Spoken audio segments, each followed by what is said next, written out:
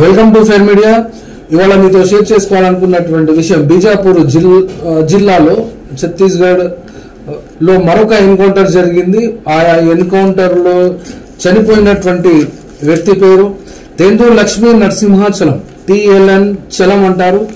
ఈ యొక్క చలము ఎన్కౌంటర్ జరిగింది మరియు బాడీ కూడా రికవరీ చేసుకున్నారు. ప్లస్ ఆ ఫోటోలు కూడా వైరల్ అవుతున్నాయి. మార్నింగ్ నుండి ఈ యొక్క వార్త అసలు కన్ఫర్మేషన్ లేకుండా ఉండే, కానీ ఢిల్లీ నుంచి వెలువడినటువంటి పత్రిక ద్వారా దీన్ని కన్ఫర్మ్ చేయాల్సి వచ్చింది.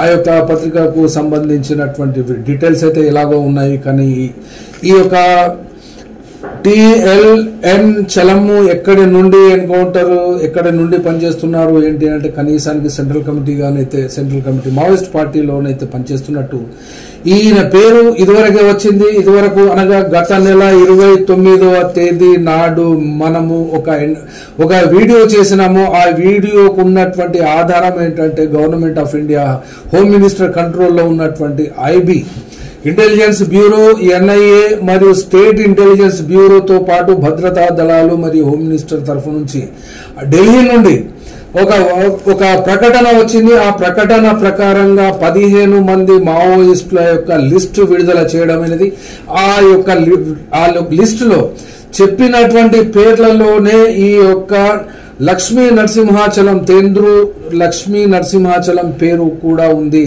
అనగా దీన్ని తెలంగాణలో కానీ ఆంధ్రప్రదేశ్లో కానీ, ముఖ్యంగా communist party of India Maoist పార్టీలో తెలంగాణ మరియు ఆంధ్రప్రదేశ్కు చెందినటువంటి వాళ్లే గత 40-50 సంవత్సరాల నుండి ఆ దండకారణ్యం జోన్లో పనిచేస్తున్నందున ఆ యొక్క సెంట్రల్ కమిటీ లోపల ఎక్కువ భాగము తెలంగాణ మరియు ఆంధ్రప్రదేశ్కు చెందిన వాళ్లే. కాబట్టి ఈ యొక్క లిస్టులో మళ్ళీ ఒకసారి చూడవలసినటువంటి ఆవశ్యకత వస్తున్నది. ఎందుకనంటే, గవర్నమెంట్ ఆఫ్ ఇండియా కంప్లీట్ గానే మావోయిస్టు పార్టీ మీద యుద్ధాన్ని ప్రకటించింది. ఎవరు ఎన్ని రకాలుగా ఎంతమంది చెప్పినా, ఏ రకంగా చెప్పినా కూడా ఇది ఒక బీజేపీ యొక్క పాలసీగానే కనబడుతున్నది.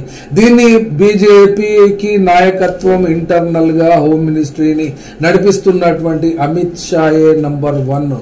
ముందుండి అగ్రభాగాన ఇంటెలిజెన్స్ ను మరియు ఇందులో భాగస్వామ్యమైనటువంటి ఛత్తీస్గఢ్ స్టేట్ ఇంటెలిజెన్స్ మరియు సెక్యూరిటీ DRG, ఇందులో ఉన్నటువంటి STF స్పెషల్ టాస్క్ ఫోర్స్ కూడా ఈ యొక్క కోంబింగ్ ఆపరేషన్ మార్నింగ్ చేస్తున్నటువంటి సందర్భంలో టిప్ ఆఫ్ అనగా ఒక సమాచారం మేరకు ఎవరు సమాచారం అందించారు ఏంటి అనేది విషయం యొక్క జోలికి ఎవరు పోరు. కాబట్టి ఈ విషయం ఒక టిప్ ఆఫ్ ఆధారంగా భద్రతా దళాలు మరియు ఇవన్నీ కూడా కోఆర్డినేటెడ్ ఎఫర్ట్ చేయడం మూలన కాల్పులు జరిగినట్టు వస్తున్నటువంటి వార్తలు.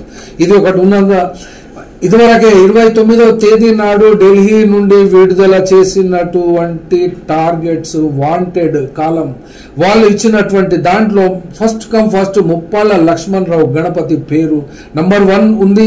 తర్వాత మల్లోజుల వేణుగోపాల్ అలియాస్ సోము, తర్వాత తిప్పని తిరుపతి, తర్వాత మిహిర్ బేస్రా, వీళ్ళ నలుగురిపై ఒక్కొక్క ₹1 కోటి రివార్డును గవర్నమెంట్ ఆఫ్ ఇండియా ఆల్రెడీ 29వ తేదీ నాడు వెలువడినటువంటి ప్రకటన ఆధారంగా ఈ నలుగురి పేర్లు వాళ్ళు పేర్కొన్నారు.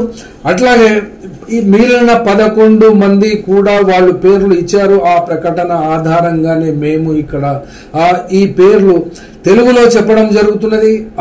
ఎట్లాగో హిందీలో 29వ తేదీ రోజు హిందీ వర్షన్ లో నేనే చెప్పాను కాబట్టి ఆ విషయాన్ని మళ్ళీ ఒకసారి తెలుగు ప్రేక్షకులకు, మిత్రులకు మరియు ఒక సానుభూతి పరులకు మరియు వాళ్లకు సంబంధించినటువంటి బంధుమిత్రులకు మరియు సివిల్ రైట్స్ వాళ్లకు, తెలంగాణలో ఈ యొక్క మారణకాండ జరుగుతున్నటువంటి విషయాలను ఖండిస్తూ రోడ్లపై వస్తున్నటువంటి వాళ్ళు, సెమినార్లు పెట్టేటువంటి వాళ్ళు, రౌండ్ టేబుల్ సమావేశాలు పెట్టేటువంటి వాళ్ళు, పబ్లిక్ మీటింగ్స్ చేసేటువంటి వాళ్ళు, తమ యొక్క బాధను ఎక్కడో జీవితాల్లో గడుపుతూ ముసలితనంలో ఉన్నటువంటి వాళ్ళందరూ కూడా ఈ యొక్క ఆపరేషన్ కగారును వ్యతిరేకిస్తూ రోడ్లపై వచ్చి ధర్నా చేస్తున్నటువంటి సందర్భంలో చెప్తున్నటువంటి పేర్లు వాళ్ళు గవర్నమెంట్ ఆఫ్ ఇండియా ఆపరేషన్ కగార్లో ఒక భాగంగా ప్రకటించిన పేర్లు ఒకసారి చూడండి.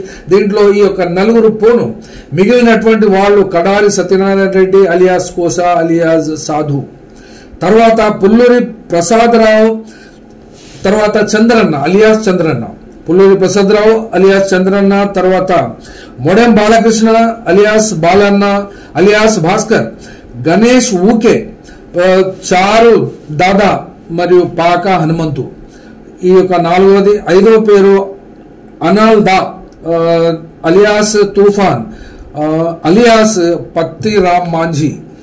తర్వాత గాజర్ల రవి అలియాస్ గణేష్. ఏడవ పేరు సభ్య సాచి గోస్వామి అలియాస్ అజయ్. తర్వాత ఎనిమిదవ పేరు కె రామచంద్రారెడ్డి అలియాస్ కట్టా రామచంద్ర రాజు దాదా అలియాస్. తర్వాత సుజాత అలియాస్ కల్పన alias సుజాతక్క alias Janaki.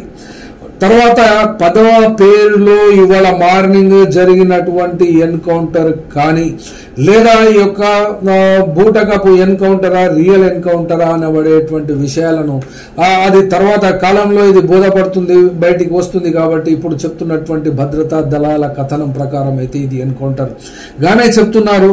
తేన్ను Lakshmi నరసింహాచలం alias TLN చలముగా ఇప్పుడు బోధపడుచున్నది. మార్నింగ్ జరిగినటువంటి ఎన్కౌంటర్ల తర్వాత 11th పేరు మాడ్వి హిడ్మా అలియాస్ సంతోష్ అలియాస్ దేవా. ఈ యొక్క 11+ సెంట్రల్ కమిటీలో ఒక్కొక్క కోటి రూపాయల రివార్డు ప్రకటించినటువంటి ప్రభుత్వం ప్రకారంగా ఇది ఈ list government of India home ministry ద్వారా ఢిల్లీ ప్రాంతం నుండి ఇంటెలిజెన్స్ వర్గాలు మరియు భద్రతా దళాలు అన్ని కలిసి 29వ తేదీన విడుదల చేసినాయి. కాబట్టి ఆపరేషన్ కగారును ఆపే శక్తి దేశంలో ఎవరికి లేనట్టుగా ఇది బోధపడుతున్నది. ఎవరు ఎన్ని చెప్పుకున్న శవాలుగా మారిన తర్వాత 40-50 సంవత్సరాలు అడవిలో తమ జీవాన్ని తమ యొక్క కుటుంబాన్ని తమ యొక్క సర్వస్వాన్ని ధారపోసినటువంటి వాళ్లను పట్టుకునే అవకాశం ఉన్నప్పటికీ కూడా ఈ భద్రతా దళాలు కాల్చి చంపడం అనేటువంటి విషయం మీద చాలా మంది గొంతైతే ఎత్తుతున్నారు. కానీ ఇది హైదరాబాద్ స్థాయి దాటడం లేదు. హైదరాబాద్ స్థాయి దాటి ఎవరైనా ఒక డెలిగేషన్ లాగా పోయి ఎవరికో ఇస్తున్నారు, వాళ్ళు పట్టించుకున్నటువంటి దాఖలాలు అయితే కనబడతలేదు. కానీ ముఖ్యంగా ఇక్కడ అత్యంత విచారముతో చెప్తున్నటువంటి అంశం ఏంటంటే పోస్ట్ డెత్ సెరమోనీస్ లాగా ఈ యొక్క మావోయిస్ట్ పార్టీ యొక్క మృతదేహాలను తీసుకుని మృతదేహాలను ఇవ్వడంలో, ఆ యొక్క అస్థికలను తీసుకోవడంలో మరియు వాళ్ళ యొక్క సంస్మరణ సభలు చనిపోయిన తర్వాత చేసుకునేటువంటి కార్యక్రమాలుగానే జీవించి ఉన్నటువంటి వాళ్ళు చేస్తున్నారు. కాబట్టి ఈ యొక్క విషయాన్ని ఆపరేషన్ కగారును ఎలా ఆపగలరు? ఈ యొక్క మావోయిస్ట్ అత్యున్నత స్థానంలో ఉన్నటువంటి సెంట్రల్ కమిటీ యొక్క మావోయిస్ట్ పార్టీ నాయకత్వాన్ని ముట్టించాలనుకునేటువంటి ఈ యొక్క మోడీ మరియు అమిత్ షా ప్రభుత్వాన్ని ఏ రకంగా కట్టడి చేయగలరు? ఎలా వాళ్ళు ఒక కంట్రోల్కి వస్తారు? ఆపరేషన్ కగార్ను ఎలా ఆపుతారు అనబడేటువంటి విషయాన్ని కాలమే నిర్ణయిస్తుంది. ఎందుకనంటే మిగిలినటువంటి వాళ్ళందరూ కూడా బలహీనమైనటువంటి వయసులో ఉన్నారు, బలహీనంగా ఉన్నారు. గొంతెత్తితే భయము, రోడ్డుకు వస్తే భయము, మాట్లాడాలంటే భయము. కాబట్టి ఈ యొక్క పరిస్థితిలో, ఈ యొక్క దుస్థితిలో ఇలాంటి మరణ వార్తలు వినాల్సి వస్తుంది. వింటూనే ఉన్నారు, ప్రజలు బాధపడుతూనే ఉన్నారు. కాబట్టి ఎవరి చావు పట్ల కూడా ఎవరు సంతోషంగా ఉండరు. కాకపోతే శవాన్ని ముందు పెట్టుకొని భద్రతా దళాలు, డిఆర్జీ ఫోర్సెస్ ఇవన్నీ కూడా డాన్సులు చేయడం మనము చూసాము. కానీ మానవత్వం ఉన్నటువంటి వాళ్ళు ఎవరు కూడా, హృదయం ఉన్నటువంటి వాళ్ళు ఎవరు కూడా ఇలాంటి దుశ్చర్యలకు పాల్పడరు. గాజాలో ఉన్నటువంటి ఇజ్రాయిలీ సైన్యాలకైనా కాస్త వాళ్లకు సానుభూతి ఏమైనా ఉంటుందేమో అని ఆశించవచ్చు. కానీ ఇక్కడ జరుగుతున్నటువంటి ఆపరేషన్ కగారును ఆపడం కానీ, ఆ భద్రతా దళాలకు మానవీయ హృదయం కలిగి ఉండడం కానీ ఆశించడం మాటుకి ఇప్పుడు ఇవాళ మార్నింగ్ జరిగినటువంటి ఎన్కౌంటర్ తో ఇది రుజువు అవుతున్నది, రూఢి అవుతున్నది. కాబట్టి యావత్ భారతదేశంలో ఉన్నటువంటి ప్రజలు కూడా నిస్సహాయంగానే చూస్తున్నారు. కాబట్టి నిస్సహాయంగానే వార్తలు ఎవరైనా కూడా చెప్తున్నారు. కాబట్టి మరొక బ్లో అంటున్నారు శత్రువులు, మావోయిస్ట్ పార్టీకి శత్రువులుగా భావించేటువంటి వాళ్ళు, తాము సంతోషపడేటువంటి వాళ్ళు మీడియా వాళ్ళలో కూడా ఉండవచ్చు. కానీ 40-50 సంవత్సరాలు అరణ్యాలకు ఆ జనం కోసం పనిచేసినటువంటి వాళ్ళ గురించి ఆ రకంగా బాధ పెట్టడం మాత్రం ఇది ఒక సమాజంలో ఒక భాగంగానే చూస్తున్నాము. కాబట్టి ఈ యొక్క వార్తను అత్యంత బాధతో కూడా మేము షేర్ చేసుకున్నందుకు thank you very much. Fair మీడియాకు స్వాగతం. మా ఛానల్ను సబ్స్క్రైబ్ చేసుకోండి మరియు మా వీడియోలను చూడండి. ప్రతి అప్డేట్ల కోసం బెల్ ఐకాన్ను ఆన్ చేయండి. మేము నిజమైన మరియు ఫెయిర్ వార్తలు మరియు రాజకీయ అప్డేట్లను అందిస్తాము.